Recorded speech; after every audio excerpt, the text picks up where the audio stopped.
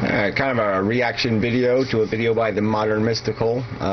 Even though he's not speaking to me, I will speak to him. So anyway, to the video.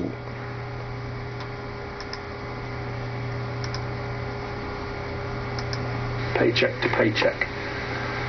Koletsky, I think he's just lost it completely on this one. I'll tell you one reason where I think it's just wrong, because as in economically wrong, because the money in your checking account, or one of these close to checking accounts that you get a small amount of interest on, it's in the bank. It doesn't sit there in the safe in the bank doing nothing. This is what this problem is. The bank then lends it on to people. So it's not as though the money in your bank is sitting there doing nothing. It's already at work. It's the professionals in the banking business lend it to people to be productive. That's what it's doing in there. Yeah, so I mean the concept is that apparently there's some kind of British proposal to tax savings. And yeah, I'd say on the surface it sounds stupid, but there's also an aspect of it that's reasonable, in that I think the whole point of the crash is the fact that people have this expectation that surplus makes money. And so there's been people who've invested their surplus, their wealth, in markets, and there's been this expectation that, yes, I make money. And so on paper they have made money, because we've deficit spent, and all that deficit spending has gone into the stock market and inflated its value. And so all these rich people with their savings think now they want to take it. They want real money now. Okay, they see the dark clouds coming, and they say, okay, I want my money. And it's that extraction process, that process of trying to make their money real, that is going to cause everybody else's money to be not real anymore. I mean, the only way they can get all this wealth, is they have to take it from people. And so they're basically taking from people who think they have something, but what they have is a lease. They have a rent. They've essentially everybody's essentially converted their assets, their life, into something they rent. They're serfs now. And the rich are going to start proving that. They're going to demonstrate that, and that's what this whole collapse is based on. It's like the traditional 1930s run on the bank, 1929 run on the bank thing, except the run is all by wealth, trying to consolidate, to realize, not consolidate, but realize their wealth. They want it in something tangible. They want it in something secure. And the markets are no longer secure, so they're going to grab what other assets that exist that they can claim are secure. That's where the money's going to go. But the whole point is it's money trying to become, it's fake money trying to become real money. And so anyway, the point is on this surplus thing. It is this whole psychology, this expectation that you put money in a pile somewhere, you put it in a bank or you put it someplace else, and if you think you have a right to do better than inflation on that money, and that money should be worth more a year from now, well, that expectation has to be pulled out of some part of the economy. It has to be pulled out of a worker's productivity. There's no other place to pull it. There's no other place to take it from. I mean, if it was just rich people stealing from each other, it wouldn't matter. But that's not what's happening. It's rich people, it's people who hold surplus, saying that their surplus notes, that their value notes are worth more than the workers' work. And so they're going to devalue the workers' work to make their paper money, their notes, real.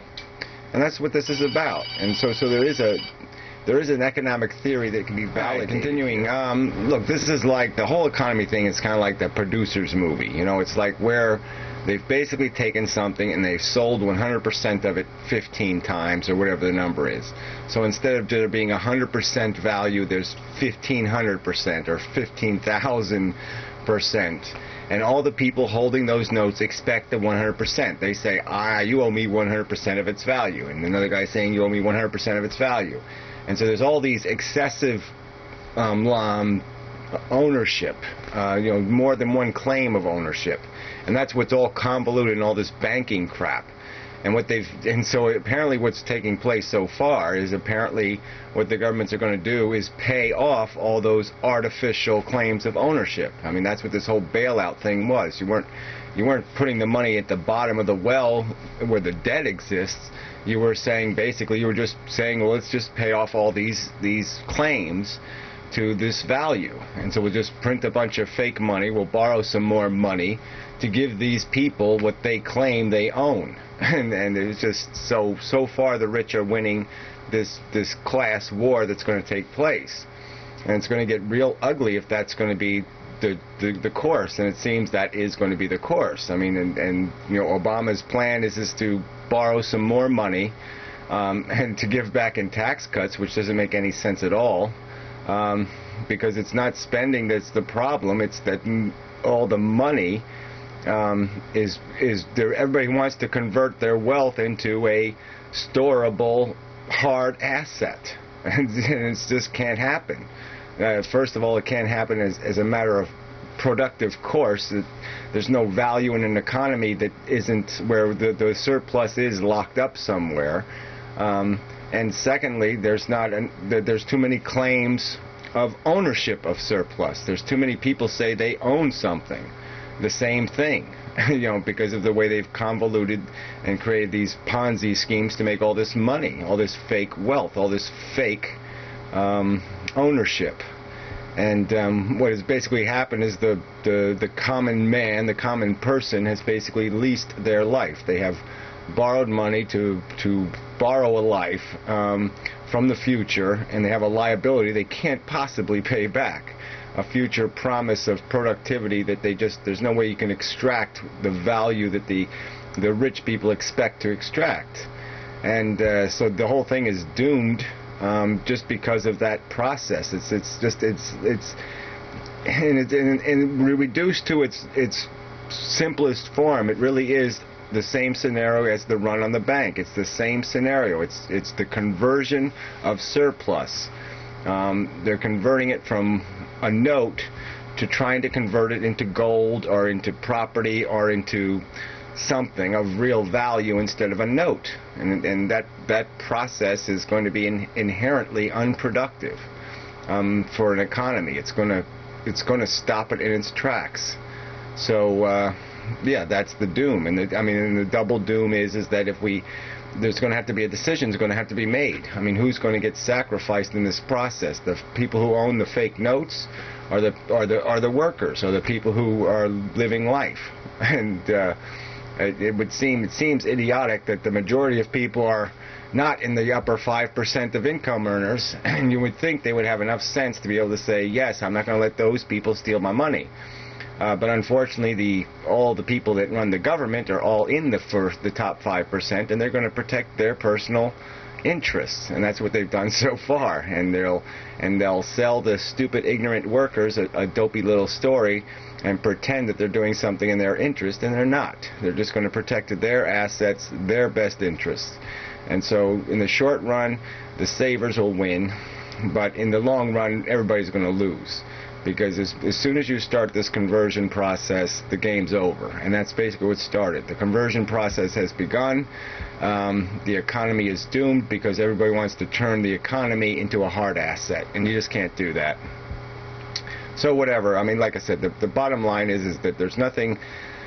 there's no point, I would agree, there's no point in taxing savings, $100 or $500 in a checking account or something. That's pretty stupid.